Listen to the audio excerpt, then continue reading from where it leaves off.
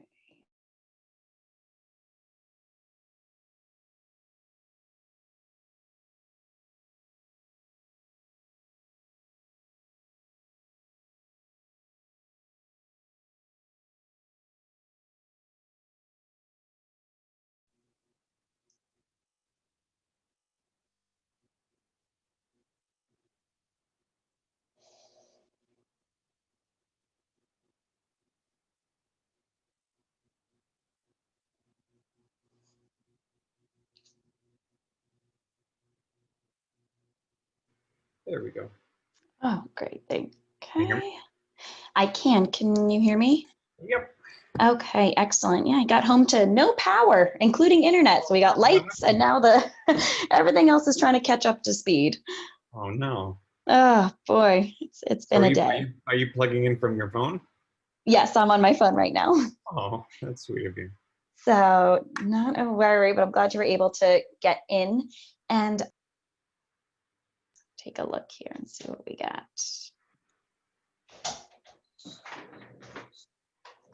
Okay. Oh, neat. I'm playing out. I'm playing with these settings. Millie, it looks like you raised your hand. Was that intentional? Oh, you know what? I had hit the button, so that worked. Okay, so let's see. Yeah, so now I'm looking at you. Oh, nice background. Mine? Yeah, I like that. Wait till you see. I got fun slideshow capabilities here. All right, we're moving on up. Let me just see. Let me just let him know. Go on mute real quick.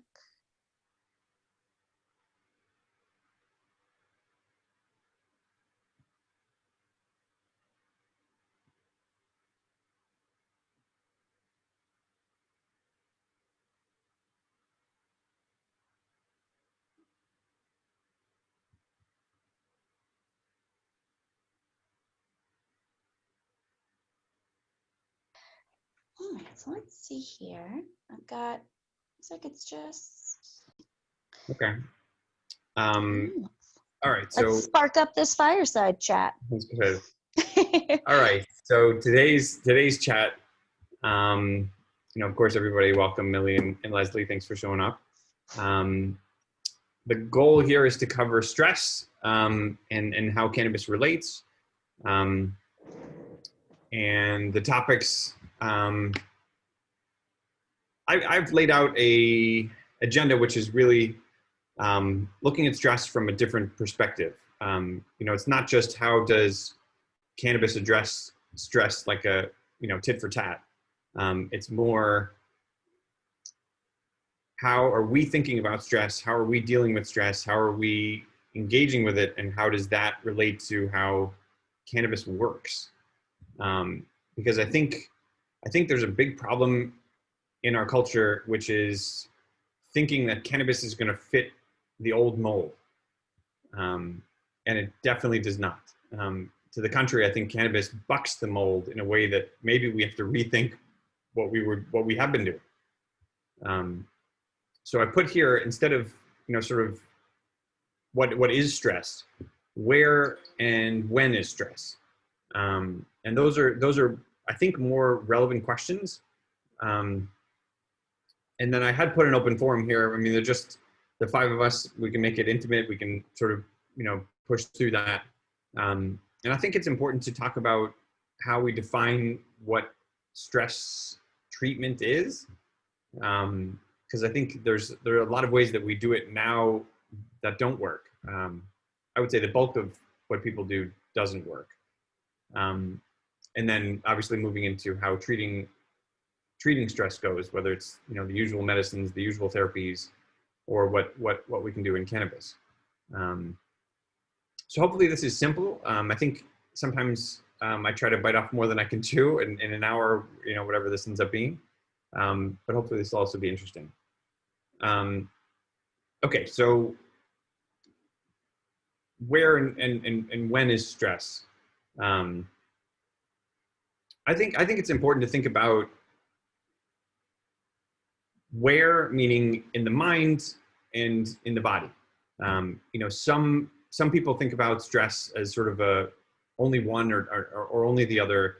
And I think you can't do that. I think cannabis is teaching us that medicines can't be as laser precise as we think they are.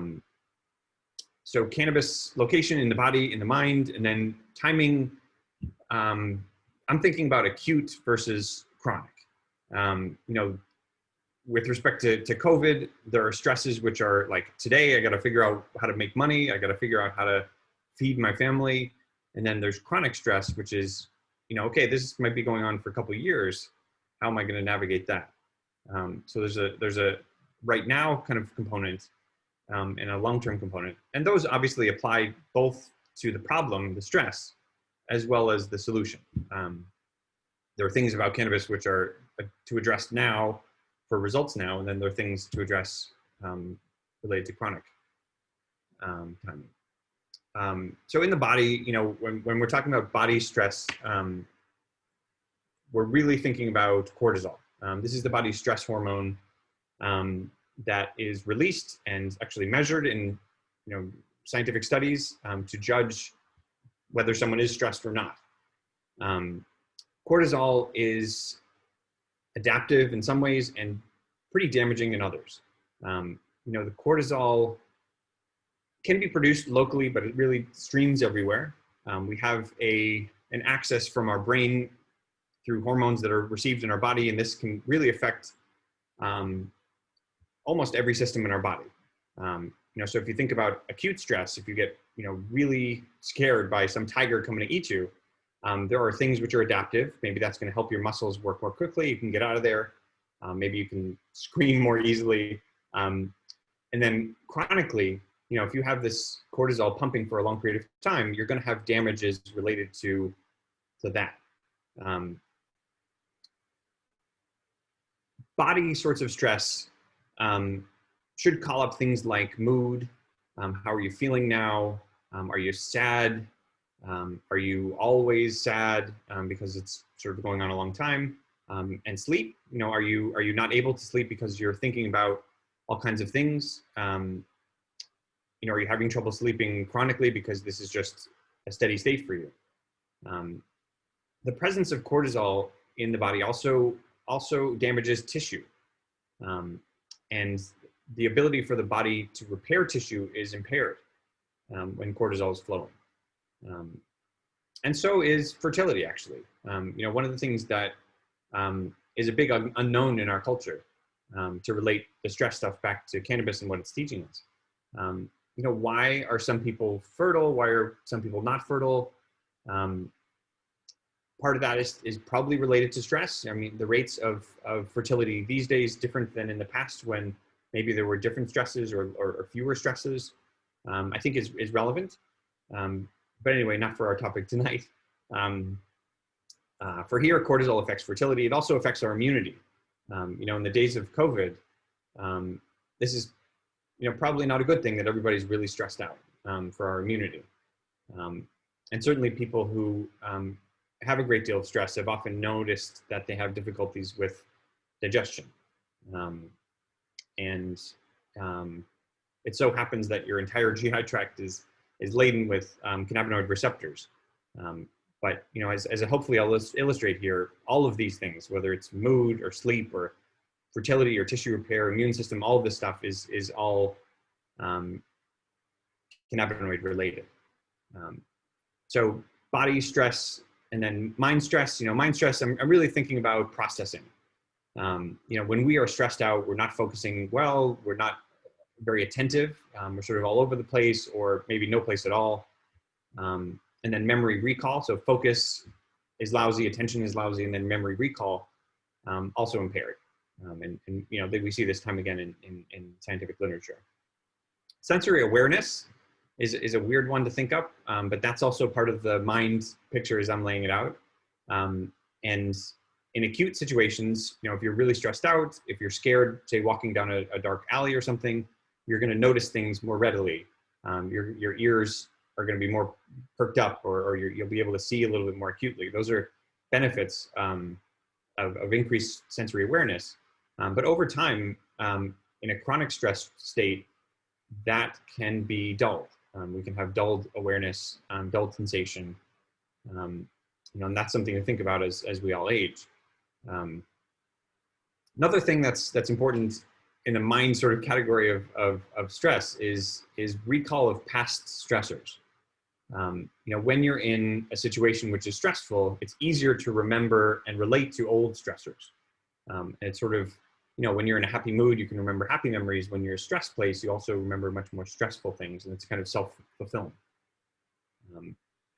So all of this is really to highlight timing of stress, the acute and chronic picture, and then where in the body versus in the mind.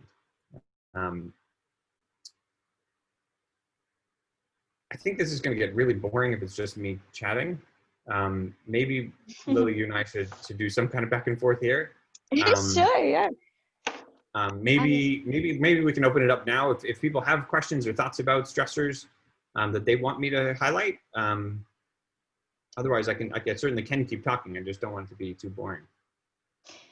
Well, I think something we didn't get a chance to start put in a question of our survey was, how do people currently manage their stress? And as a physician, especially with a cannabis focus, do you find that people that have more of a emotional stress tend to lean on certain remedies versus physical stress tend to go more of the pharmaceutical route versus alcohol? I know there's lots of different ways that people manage stress. Do you find that certain routes people will turn to different remedies?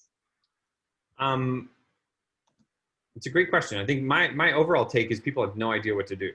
I think a lot of people are desperate is a harsh word, but really eager to find something that'll work. And they try exercise or yoga or acupuncture or benzodiazepine medicines or SSRI medicines.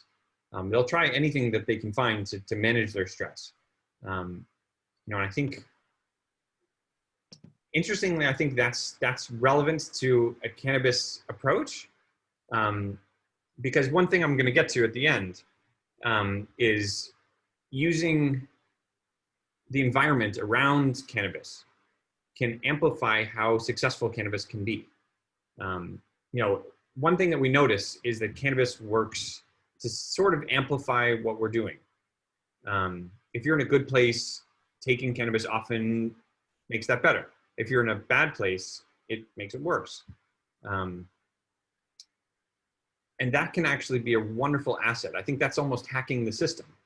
That it's not about cannabis as a medicine fixing the problem. It's not the only tool in the toolbox. It doesn't have to be the dominant tool. And I think that's sort of what holistic medicine tries to do, to try to address problems not just in one facet. But I think it hasn't really caught on. I think people like the idea of, I should care about lots of different things. It's not just one problem, but it never really adds up into practical day-to-day sort of options.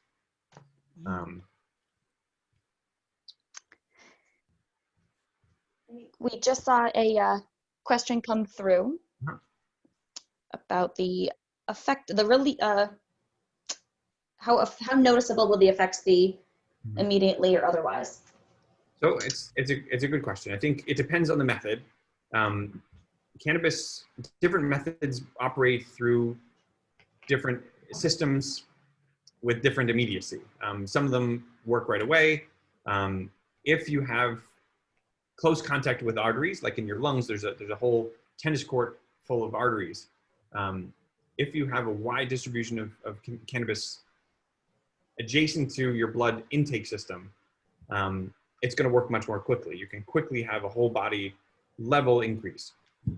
If instead, is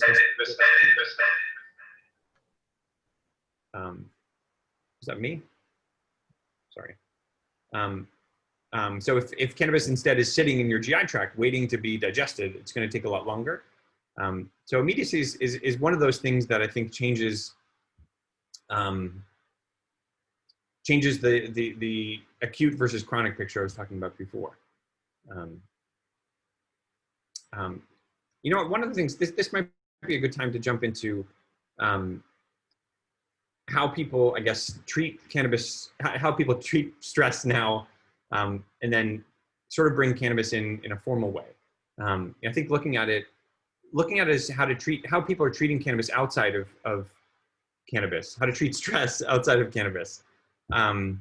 So right now, people can go to talk therapy. You know, they'll have a shrink. They'll address the thought patterns and the processing of what's stressful for them. They'll try to maybe address things differently or find healthier ways of thinking about their problems or the people that are upsetting them. So talk therapy is one. Medicines is an obvious another. Those medicines might address focus. They might address mood. They might be just pleasurable. And I think it's interesting to think about illicit drugs, street drugs, as sort of doing the same thing. You know, people who are stressed out are not only doing healthy Western medicine, they're also, looking to street drugs or pills or heroin or ecstasy or whatever they might want. And I think it's really ultimately about addressing that same kind of mind stuff. So the focus, the mind, the mood, the pleasure stuff. So we have talk therapy, we have medicines, we have exercise. I mean, people stress out and they de-stress by having a release, some kind of alternate focus where they're redirecting their energy.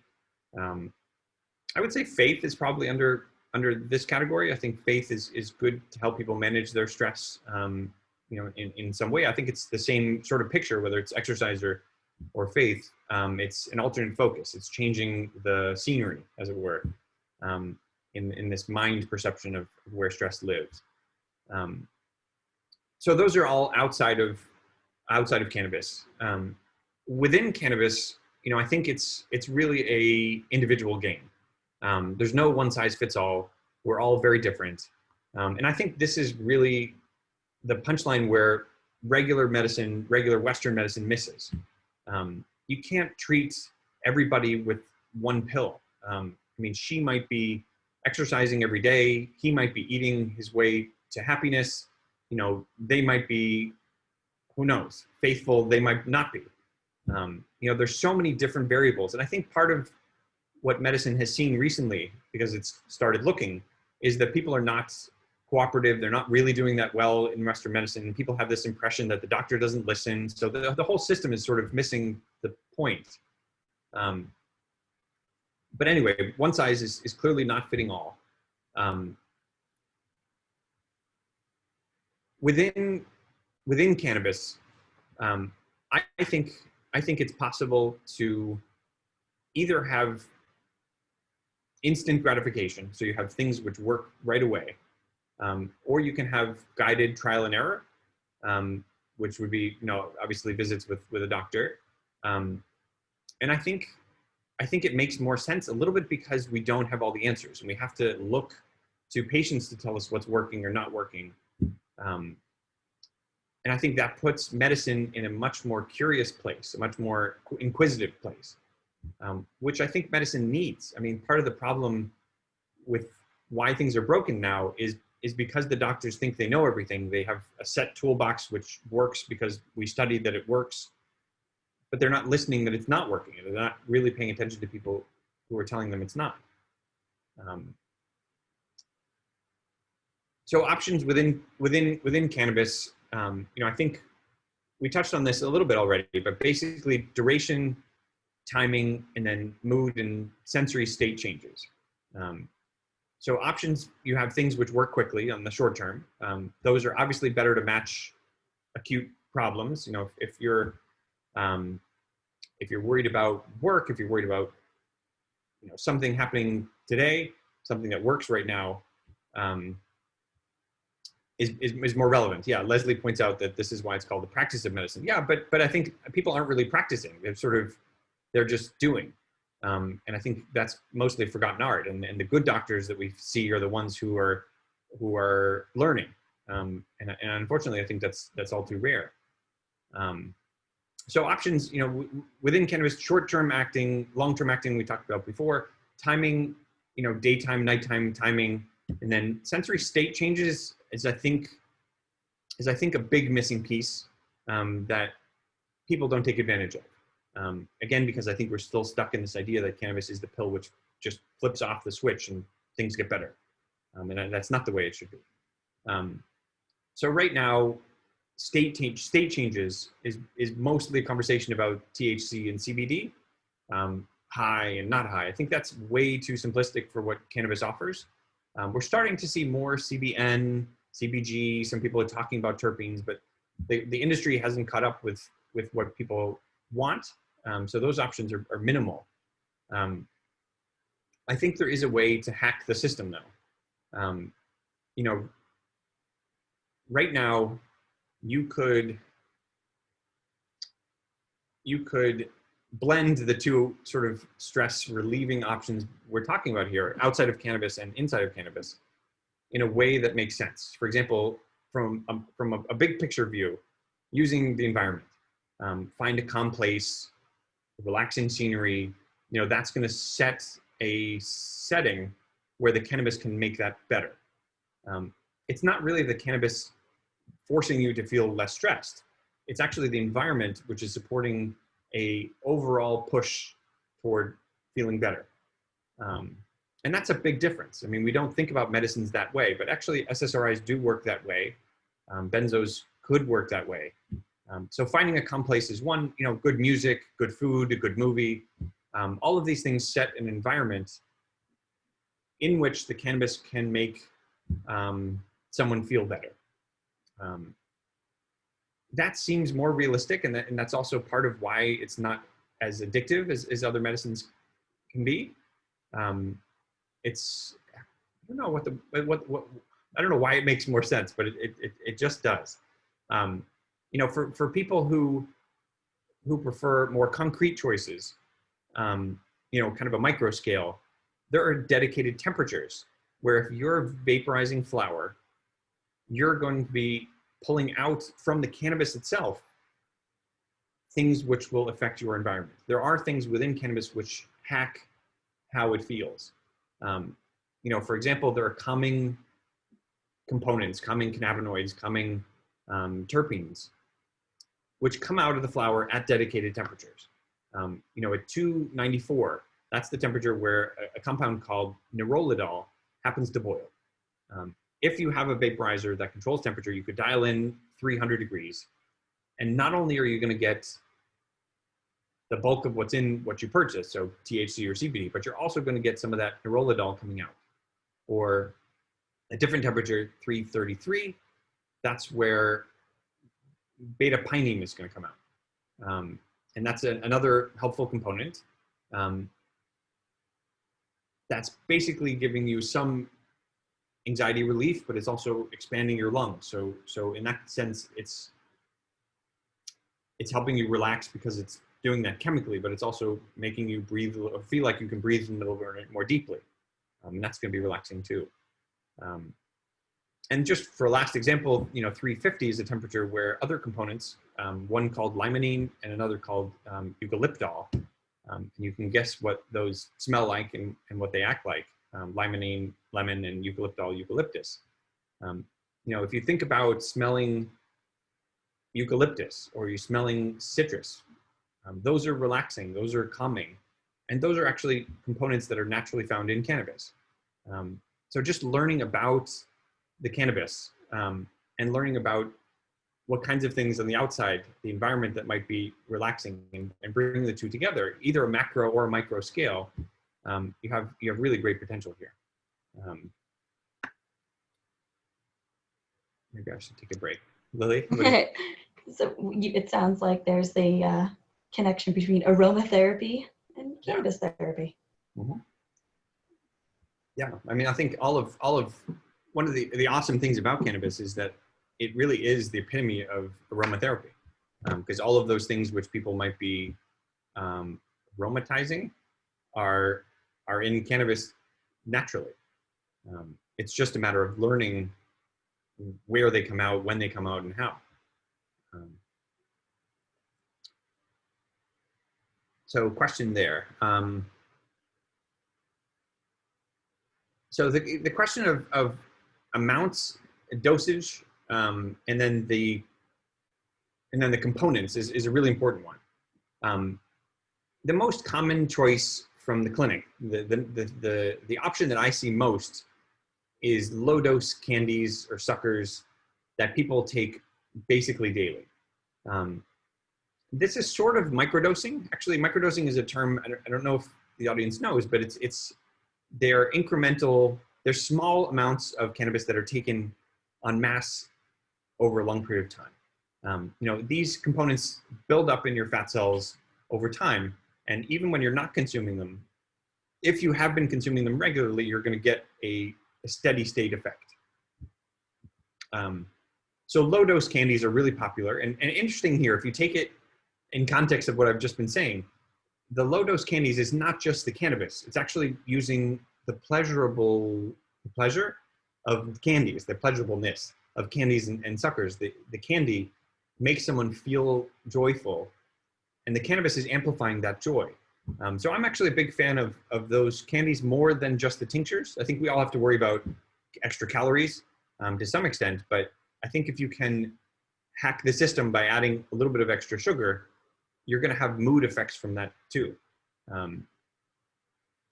The gems from Netta are done really well. Inhaling is another example of things people like. I think partly because of the onset. This is vapor pens or vaporized flower work so quickly that you feel a little bit of control. You feel instant gratification. My, I guess, hesitation around that is vapor pens. The example I always give is that it's a little bit like taking a quintuple shot of espresso. You're pouring down such a high concentration that you're going to get tolerant, and it ends up being expensive. There's nothing really that concerning, with moderation, I should say, but nothing concerning in the way that we all as a culture worried about vapor before, as long as it's produced by a reputable source.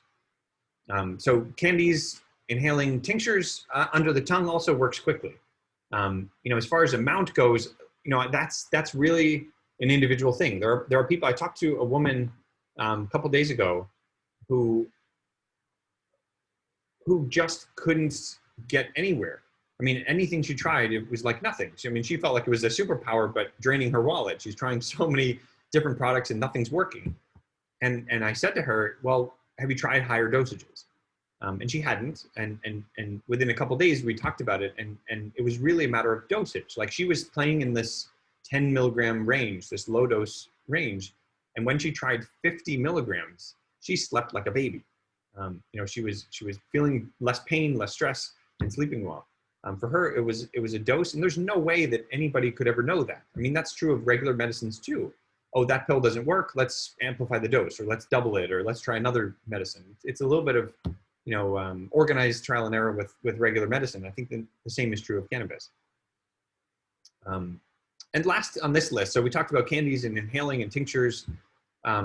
Basically, it's just a choose your own adventure with tinctures. Topicals is really an underappreciated option in stress management. I think people think of massages and, oh, that's great for stress relief. Well, you can get a physical relaxation of muscles in the same way related with massage as you can with a really well-made lotion. I think partly partly the industry has to grow up. A lot of dispensaries don't know what dosages people like and don't put enough in the products they're selling because they don't have any insight. They don't have much feedback. And then just to address the question of dosage, not dosage, of components. Well, this is a long lecture, but I'll simplify it basically. CBD and THC do different things. They hit different switches in our brains. One of the things that CBD does that is unique and awesome and useful is it turns off the components of our body, the enzymes, which break down endocannabinoids. So when you have natural joy, the joy is partly a chemical thing floating around in your body. And if you can imagine that lasting forever, it would be awesome. But that's not the case because you have enzymes which break it down. And CBD happens to inhibit those enzymes. It stops them from functioning as powerfully. It's a little bit of an oversimplification, but you get the idea.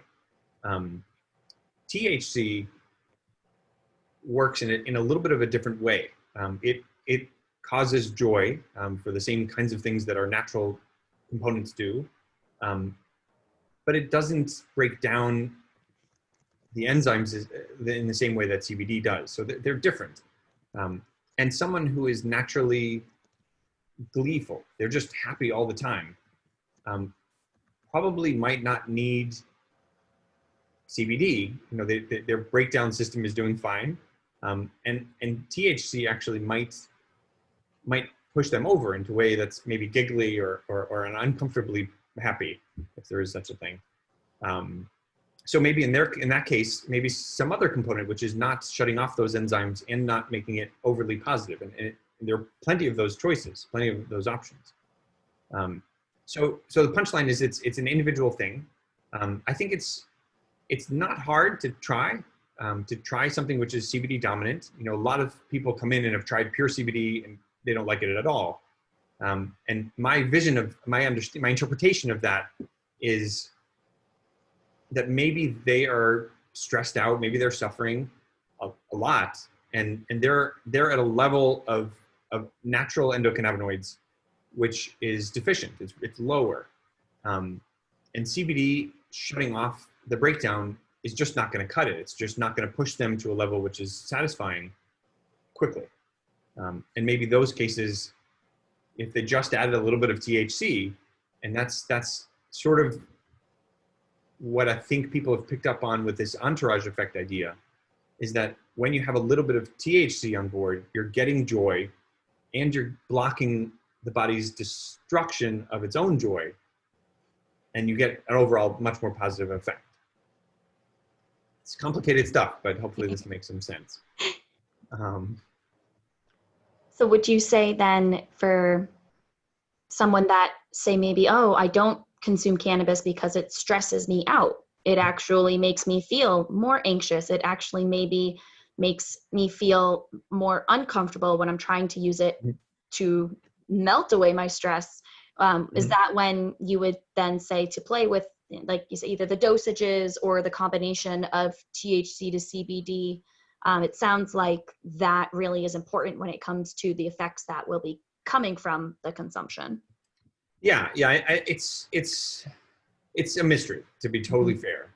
There are, and the reason is because there are people who have thought, science has thought certain ratios matter. So we actually have evidence that shows certain ratios matter, because when you throw, say, a ratio of 9-to-1, happens to have been studied for restless leg syndrome, 9 times as much CBD as THC. That works, and it works better than 1-to-1, or better than pure CBD, or better than pure THC. It's hard to say that that's irrelevant. We might not understand why that's happening, but you can't really say it doesn't matter. But my perspective is it matters to a certain individual, and maybe we don't know enough yet, sort of how the endocannabinoid system operates as it relates to restless leg syndrome. but I don't think it's purely, cannabinoids is not purely what's in it. It's not purely the ratios. It's this whole environment meets cannabis operating together. I mean, it sort of makes sense when you think about, like, we're complex beings. There's no way there's a simple solution. Mm-hmm. And we like to make things as simple as we can. Oh, it must fit into a pigeonhole. But it never is that simple. And I think cannabis is pushing that into the common awareness front and center. One of the things that people often ask about with respect to stress and cannabis is safety. You know, we want to make sure that this is a safe choice, especially when we're hearing stuff about vapor being, you know, killing people. You know, with cannabis used for stress management, you know, we've not seen major toxicity, you know, for at least well-made products. You know, we've seen contaminants on the street and things that don't belong being breathed in, causing damage. And there are some interactions with other medicines,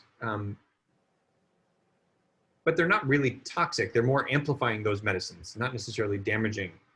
There's not like some kooky combination which is causing harm.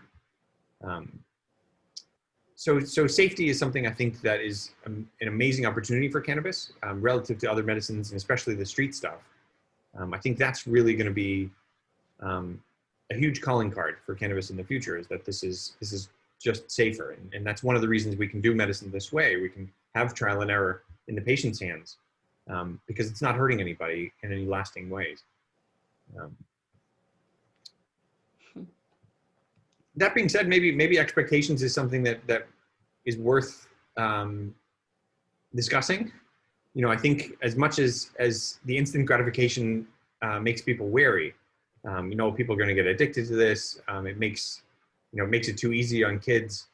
As much as instant gratification is there, there are also plenty of choices which don't provide instant gratification. And I think that's sometimes ironically frustrating. You know, the people who are stressed out and looking to this as a be-all end-all solution are not seeing that right away, and that's frustrating. Although within that group, you know, I followed people for a long period of time, and I'm starting to see people who have been frustrated in the past because things weren't working, but they stick with something. And eventually the cannabis is sort of shepherding them into a less stressful position, less stressful being. So it's working on a long timetable too. With the current COVID situation and now kids returning to school, do I see an increase of people using cannabis to relieve stress? Oh, totally. It comes up, I would say 90% of conversations now. I'm hearing, you know, people thankful that cannabis is legal for them to use, that they were so happy, I guess, when Baker in Massachusetts decided that this was relevant for people's well-being. I think people are using a lot more. I've had more visits where people want to increase their dosage, or you know, they're talking about consuming much more just because of COVID. You know, it's interesting. You know, we had one of these webinars about COVID and how cannabis can be helpful. I think people don't know that, and I think people trust their gut, and if they feel good doing something, then, you know, probably it's okay. I mean, I think we have evolved to know that when something tastes good, maybe we should eat more of it. Maybe we've over-evolved in that regard, eating too much of sweets and things. But people generally know what's healthy for them. You know, like the iconic example is pregnant women, and they always have cravings. And you know, the question is, you know, are women craving certain foods because they have nutrients which maybe the baby needs or they need as they're supporting the baby. But anyway, I think we know what is good, and I think that's partly why cannabis has remained part of our culture, even despite, you know, decades and decades of handicapping. That it's doing something good, and people see that and know that, and maybe don't have all the answers yet, but, you know, I think they're at the plate first, waiting for the answers to come later.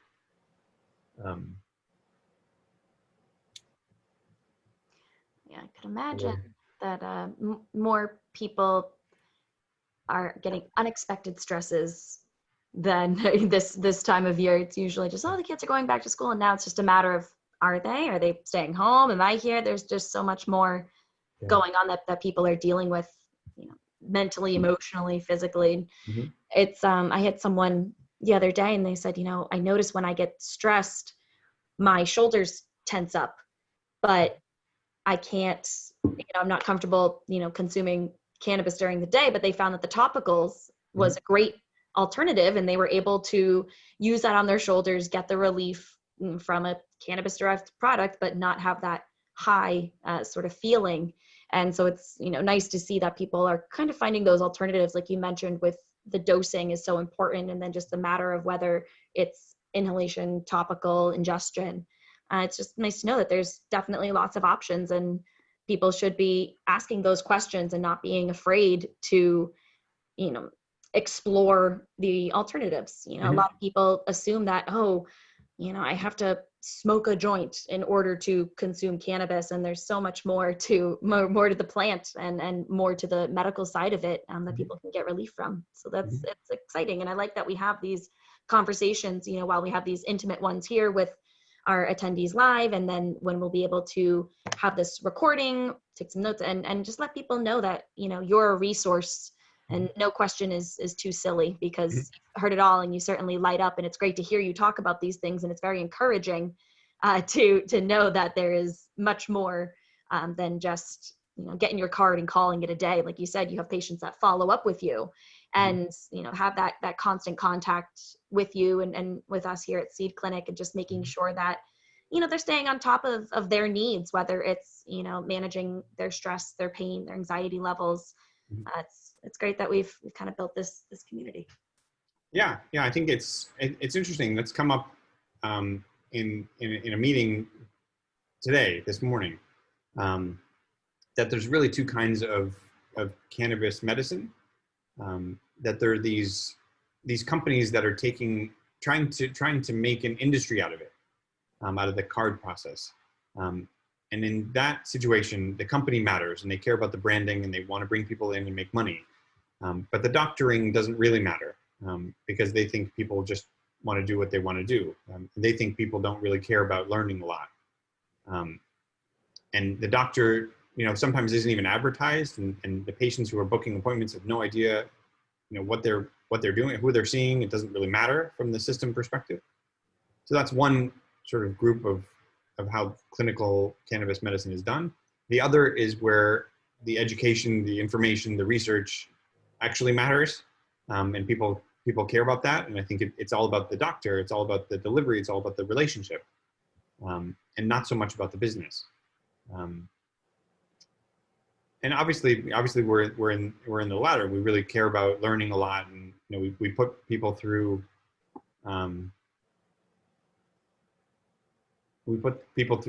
testaments of learning. Leslie, you say it's not true. You always want to learn. What was not true?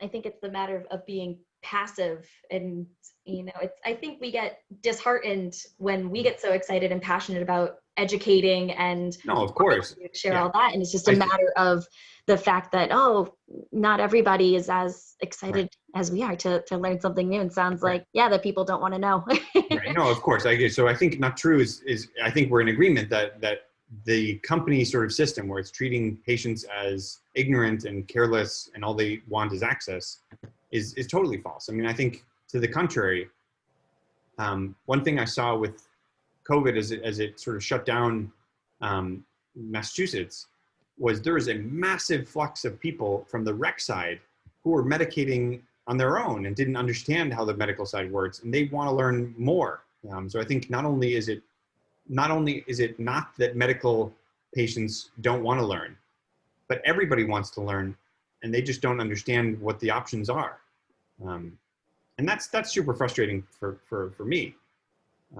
Because I'm so eager to teach people and to build a community where people can teach each other. I don't know if the people on the call know, but I'm working on a companion app, which is really trying to crowdsource what people are learning, not only for my consumption, but so they can teach each other. That going on this app or being involved in this app will allow you to learn from what other people have learned, and teach them what you found helpful or not helpful. And I think that has to happen. I think we have to prevent cannabis medicine from becoming sort of what the pharma industry is, which is really a business that's top down, telling people what they need, what they should have, researching it so that it makes sense because it's evidence-based. I think that's a system to drain agency, to drain self-determination from people. And I think it's bad medicine. I think it's trying to make everybody fit into one size, and it just doesn't work. All right. Any questions? Anything that's worth expanding on, or people have other questions that I didn't address?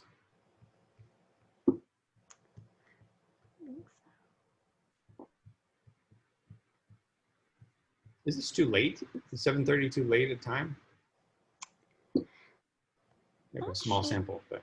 No, yeah. All right. So this was fun. I mean, hopefully it was useful. We'll probably throw these videos up on on YouTube so people can watch if they want. Maybe we'll change the format so it's not so dry with just me. But thank you for coming. I appreciate it. And hopefully people will learn something, or at least be stimulated to think about things in a different way. Excellent. You want to plug our next? Sure, might as well. Our next talk. Yeah. Sure. If you guys are interested, well, Kim, sorry, Lily, why don't you tell them about it?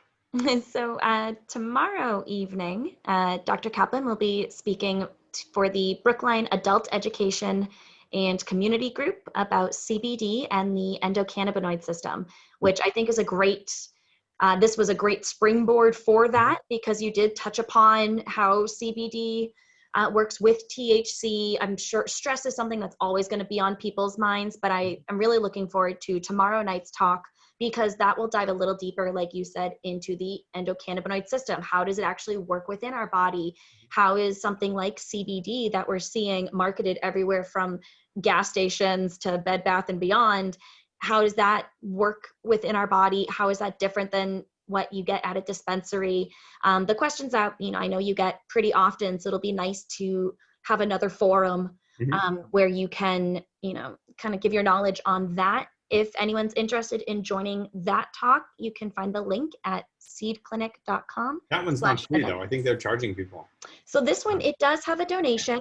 So because this is they are one of they're the state's largest nonprofit. It goes towards the library, the community groups, things like that, that the city and town of Brookline rely on for their community. They do offer a lot of adult and child education programs. So when you do check that link, there are 3 different price tiers. It's a donation based, so I think it's $10, $15, $25.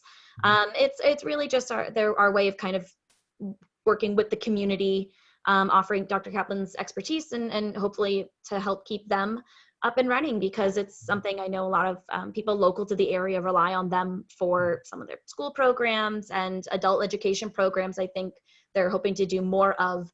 So if you've got some more time, feeling charitable and want to learn more about CBD and the endocannabinoid system, seedclinic.com/events to explore that. And you'll see we do have some more special guest speakers coming up later this month. So keep an eye on our social channels for the up-to-date news on that. And our monthly newsletter does go out first week of each month. And we're hoping to maybe get a second one started if we get more events happening, so everyone can stay up to date in cannabis news and Seed Clinic news. Cool. All right. Thanks, everybody. Till next time. Thanks, everybody. Enjoy your night. Thank you.